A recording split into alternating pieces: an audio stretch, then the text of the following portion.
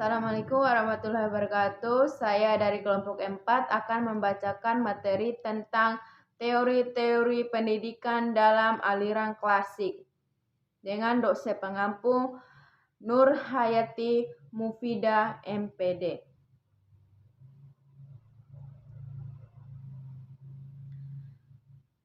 Pendidikan dalam perspektif aliran naturalisme. Naturalisme merupakan teori yang menerima nature, alam sebagai keseluruhan realitas. Istilah nature telah dipakai dalam filsafat dengan bermacam-macam arti, mulai dari dunia fisik yang dapat dilihat oleh manusia, sampai kepada sistem total dari fenomena ruang dan waktu. Natural adalah dunia yang diungkapkan kepada kita oleh sains alam. Istilah naturalisme adalah sebaliknya dari istilah supernaturalisme yang mengandung pandangan dualistik terhadap alam dengan adanya kekuatan yang ada, wujud di atas atau di luar alam. Harold H. Titus A.R. 1984. Materialisme adalah suatu istilah yang sempit dari merupakan bentuk dari naturalisme yang terbatas. Namun demikian, aliran ini pada akhirnya telah populer daripada induknya. Naturalisme karena pada akhirnya menjadi ideologi utama pada negara-negara sosialis seperti Uni Soviet, Rusia, dan Republik Rakyat Cina. Materialisme umumnya mengatakan bahwa di dunia ini tidak ada kecuali materi atau bahkan nature alam dan dunia fisik adalah satu. Banyaknya pemikiran-pemikiran dari para ahli filsafat masa lampau yang menghasilkan banyak penghasilan aliran dalam filsafat. Semua aliran yang didasari atas pemikiran yang mendalam tersebut dilatar belakangi oleh banyak faktor yang tidak sama. Di antaranya sekian banyak aliran filsafat tersebut, satu di antaranya yaitu aliran naturalisme. Aliran naturalisme yang telah disebut seperti di atas, naturalisme ini lahir pada abad ke-17 dan mengalami perkembangan pada abad ke-18. Aliran ini sama dengan aliran nativisme, naturalisme yang dipelopori oleh Jean-Jacques Rousseau berpendapat bahwa pada hakikatnya semua akhlak manusia ialah baik pada waktu dilahirkan, yaitu dari sejak tangan Sang Pencipta, tetapi akhirnya rusak sewaktu di tangan manusia. Oleh karena Jean-Jacques Rousseau menciptakan konsep pendidikan alam. Artinya anak hendaklah dibiarkan tumbuh dan berkembang sendiri menurut alamnya. Manusia banyak mencampuri pendidikan, hendaklah dikembangkan aturan-aturan manusia yang demokratis sehingga kecenderungan alamiah anggota masyarakat dapat mewujudkan untuk menjaga agar pembawaan seseorang yang baik itu tidak dirugikan. Anak tidak boleh dianggap sebagai manusia kecil, akan tetapi dia mempunyai perkembangan yang perlu dikembangkan secara alamiah. Pendidikan hendak dimulai dengan mengetahui perkembangan anak-anak.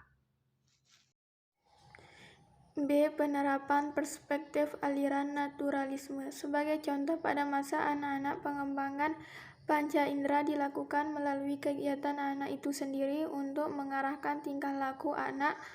Buku tidak diperlukan. Yang penting ialah pengembangan alam atau lingkungan berbagai peristiwa yang terjadi di dalamnya.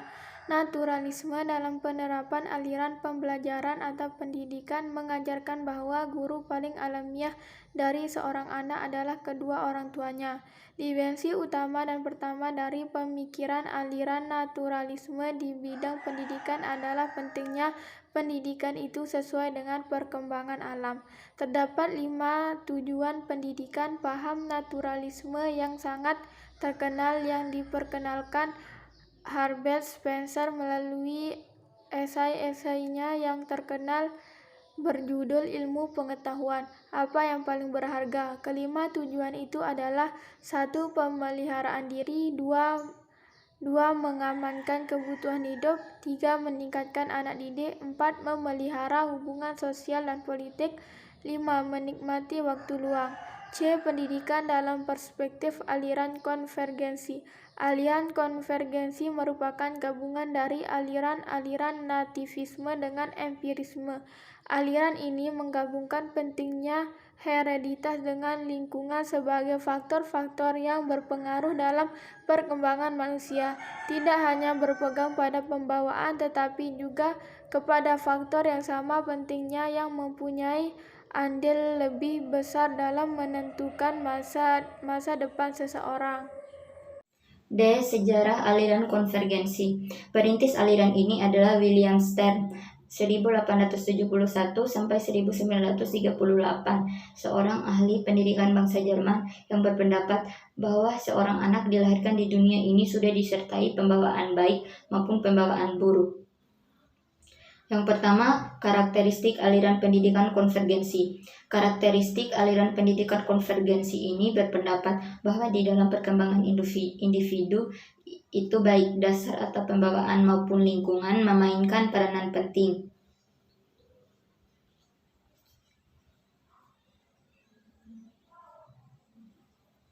Yang kedua, pengaruh aliran pendidikan konvergensi terhadap pendidikan di Indonesia. Pada masa revolusi kemerdekaan, konvergensi bukanlah hal yang baru dalam sistem pendidikan formal di Indonesia. Pengaruh paham ini sudah terlihat sejak pertama kali dirumuskannya sistem pendidikan nasional di Indonesia oleh Ki Hajar Dewantara. Secara eksplisit, Ki Hajar Dewantara pernah menyatakan dalam tulisannya bahwa segala alat, usaha, dan cara pendidikan harus sesuai dengan kodratnya keadaan. Selain itu, Ki Hajar Dewantara juga mengatakan pendidikan itu hanya suatu tuntunan di dalam hidup tumbuhnya anak-anak kita. Yang ketiga, pengaruh pemikiran klasik tentang pendidikan terhadap penyelenggaraan pendidikan di Indonesia. Pemikiran klasik mulai terkenal atau dikenal di Indonesia karena melalui upaya pendidikan.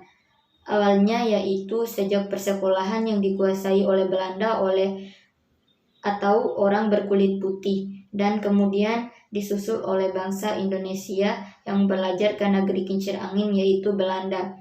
Waktu itu pada masa penjajahan. Bangsa Indonesia telah merdeka. Gagasan yang berada dalam pemikiran pendidikan itu kemudian masuk ke Indonesia. Sebelum masa tersebut, pendidikan bangsa Indonesia termasuk keluarga serta masyarakat atau kelompok belajar, padepokan, lembaga keagamaan atau pesantren dan lain sebagainya. Kesimpulan, aliran naturalisme memandang bahwa manusia diciptakan agar dapat belajar dan berpikir untuk kembali kepada penciptanya. Dalam hal ini, implikasi di dunia nyata bahwa proses pendidikan dilakukan dengan berafiliasi kepada prinsip ketuhanan. Implikasi di bidang pendidikan terhadap aliran naturalisme, sekolah merupakan hal utama yang akan mengembangkan proses belajar tiap peserta didik untuk dapat menemukan dan mengembangkan kepribadiannya dengan memperhatikan karakteristik dan perkembangan alam yang ada. Kelebihan utama aliran ini adalah penghargaannya yang tinggi terhadap alam, termasuk anak yang lahir secara alamiah akan cenderung baik. Paham ini bisa melahirkan manusia-manusia yang demokratis, sebab segala hal sesuatu dikembalikan pribadi masing-masing. Teori ini dapat disimpulkan bahwa teori ini berasal dari suatu gabungan dari teori empirisme dan teori nativisme. Pada aliran konvergensi ini bisa disebut menggabungkan faktor pembawaan dari lahir dengan lingkungan. Faktor-faktor yang berpengaruh dalam perkembangan manusia, baik faktor pembawaan maupun faktor lingkungan, sama-sama mempunyai peranan yang sangat penting.